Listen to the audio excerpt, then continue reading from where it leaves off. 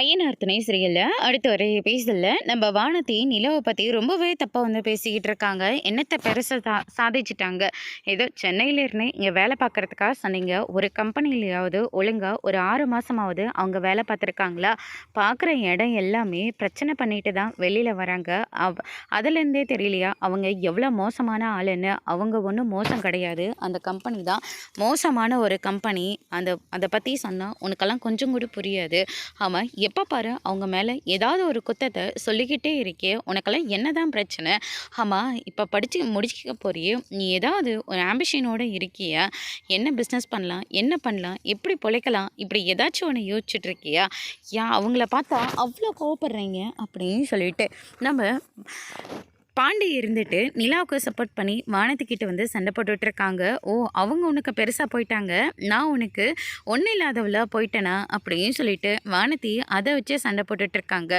நானும் அவங்கள மாதிரி கோடிக்கணக்கான பிஸ்னஸ் பண்ணி பெரிய ஆள் ஆகத்தான் போகிறேன் அப்படின்னு சொல்லிட்டு அங்கேருந்து கிளம்பிடுறாங்க. அதுக்கடுத்து தான் இந்த சைடு நம்ம நிலாவும் சோழனும் வெளியே கிளம்பிட்டு வராங்க. எங்கேயாச்சும் உன்னை கூட்டிகிட்டு போகணுன்னு ஆசையாக இருக்குது, எங்கே போகலான்னு சொல்லி வீட்டில் சொன்ன மாதிரி உன்னை கோயிலுக்கு கூட்டிகிட்டு போகிறேன்.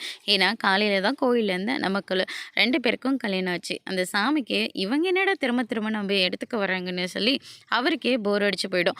அதனால தான் சொல்லி கேட்குறேன், உனக்கு வேறு எங்கேயாச்சும் போகணுமா, பீச்சுக்கு போகணுமா, சினிமாவுக்கு போகணுமா, இப்படி எங்கே போனாலும் சொல்லி நான் கூட்டிகிட்டு போகிறேன் அப்படின்ற மாதிரி சொல்லிடுறாங்க. ஐஸ்கிரீம் சாப்பிட்லாமான்னு சொன்னோடனே ஐஸ்கிரீம் போய் வாங்கிட்டு வராங்க. சோழன் சாப்பிட்டுட்டு இருக்கிற ஐஸ்கிரீமை நிலா சாப்பிட்டுட்டு இருக்கிற ஐஸ்கிரீமை சோழனையும் சாப்பிட சொல்கிறாங்க.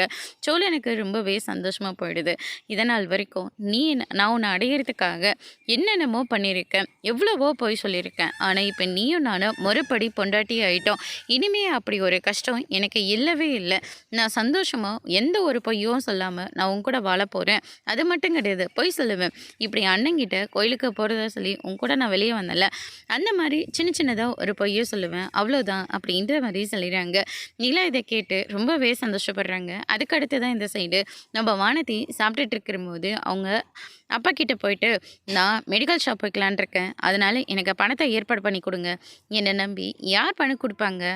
ஏற்கனவே இவன் மறுபடியும் வெளிநாட்டுக்கு போக முடியாமல் இங்கே தான் சுற்றிக்கிட்டு இருக்கான். அதுக்கே என்னால் யார்கிட்டையும் பணத்தை கேட்டு இவனை அனுப்ப முடியாமல் இருக்கேன். இதில் நீ வேறையா அப்படின்ற மாதிரி சொல்லிடுறாங்க. அவனுடைய அம்மா இருந்துட்டு, இதுக்காக தான் நான் அப்போவே சொன்னேன், ஏதாவது ஒரு கல்யாணத்தை பண்ணி இவ்வளோ துரத்தி விட்டுறலான்னு சொன்னேன், எங்கே என் பேச்சை கேட்குறீங்க அப்படின்னு சொல்லிட்டு அவங்களும் ஒரு பக்கம் பேசிக்கிட்டு இருக்காங்க. அதுக்கடுத்து தான் பார்த்திங்கன்னா வானத்தை இருந்துட்டு எனக்கு பணம் வேணும் அப்படின்னு சொல்லிட்டு அங்கேருந்து கிளம்பி போயிட்டாங்க. அதுக்கடுத்து தான் பார்த்திங்கன்னா இந்த சைடு நிலாவுக்கும் சோழனுக்கும் ஃபஸ்ட் நைட்டெல்லாம் ஏற்பாடு பண்ணிகிட்ருக்காங்க. ரூமெல்லாம் ரொம்பவே அழகாக டெக்கரேட் பண்ணிகிட்ருக்காங்க. ஏசியும் ஃபிட் பண்ணிட்டு போயிட்டாங்க. சேரன் அதெல்லாம் பார்த்தோன்னே ரொம்பவே சந்தோஷப்படுறாங்க. அதோட இன்னைக்கான பிரமோ முடிச்சிருக்காங்க.